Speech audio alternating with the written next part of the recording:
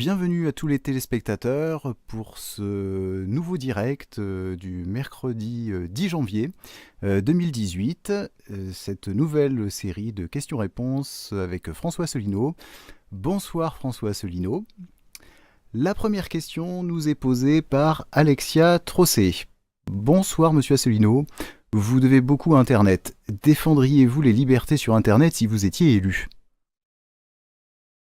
Alors bonsoir à toutes et à tous, bienvenue dans ce premier direct de l'année 2018. Nous sommes le 10 janvier, j'en profite pour reformuler les vœux de bonheur, de santé, de prospérité pour tous les auditeurs, pour tous nos adhérents, militants, sympathisants et puis pour tous ceux qui nous écoutent.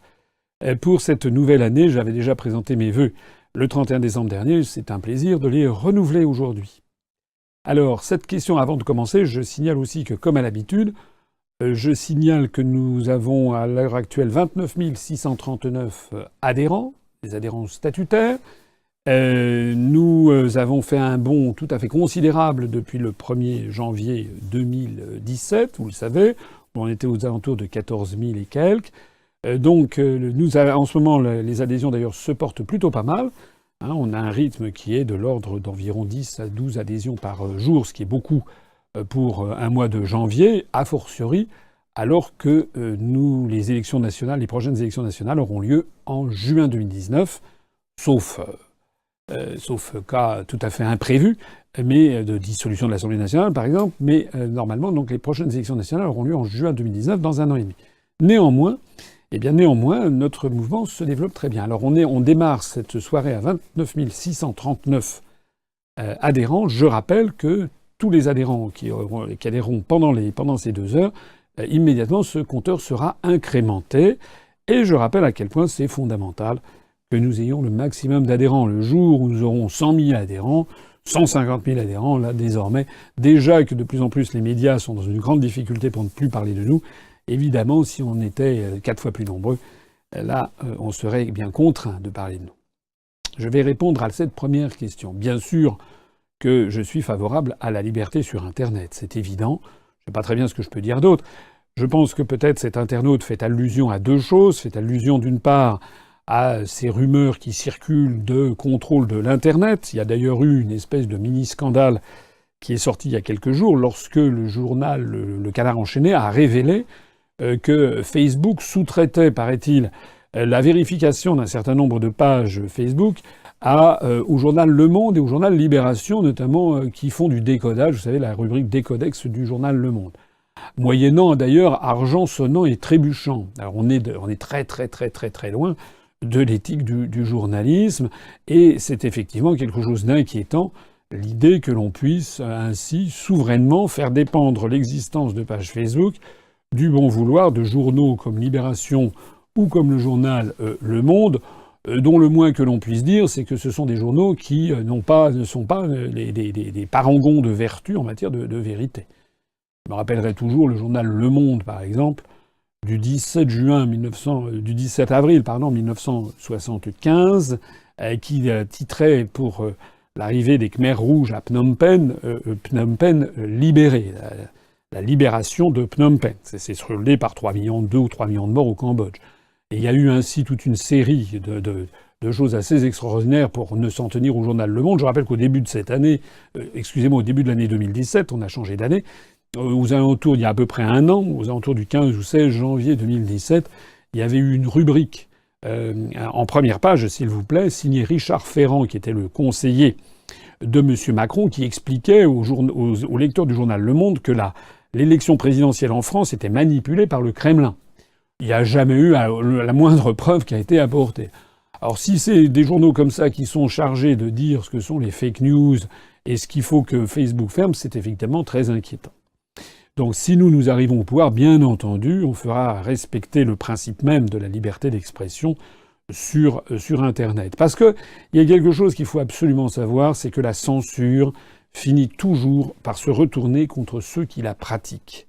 Pour une raison très simple d'ailleurs, c'est que lorsque on censure une idée, c'est fondamentalement qu'on ne sait pas comment lui répondre autrement que par des arguments rationnels. Et donc ça attire nécessairement l'œil, ça attire nécessairement le cerveau, l'esprit des gens qui se disent « mais si on ne veut pas que ceci existe, c'est qu'il y a quelque chose à cacher. C'est d'ailleurs une des raisons qui explique le fait que l'UPR se porte très bien.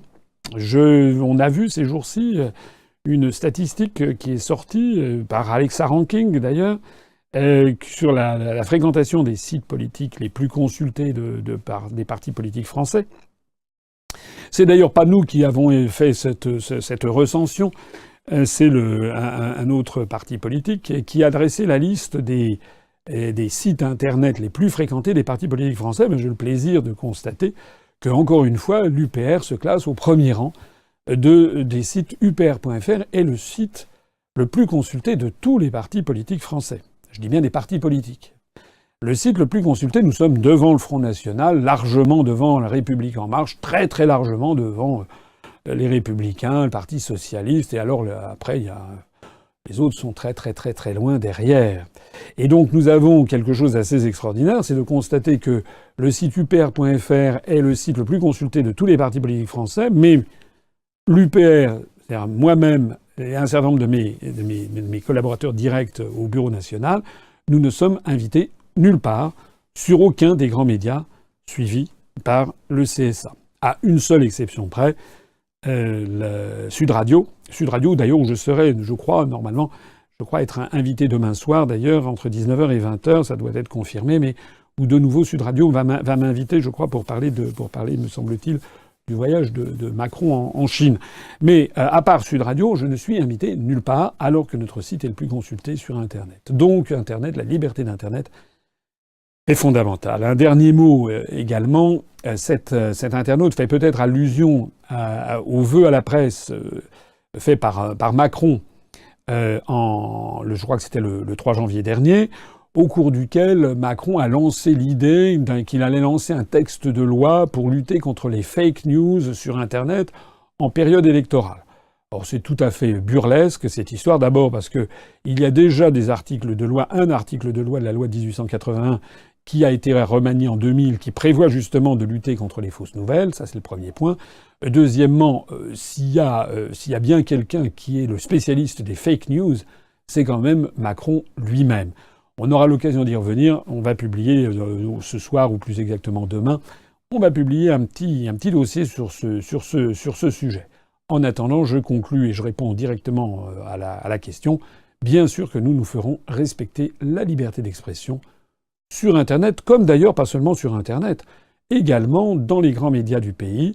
Je rappelle que dans mon programme, j'avais prévu, comme dans le programme du Conseil national de la résistance de 1944-45, d'extraire les grands médias nationaux de la mainmise de l'oligarchie financière et de les faire moins dépendre des recettes publicitaires.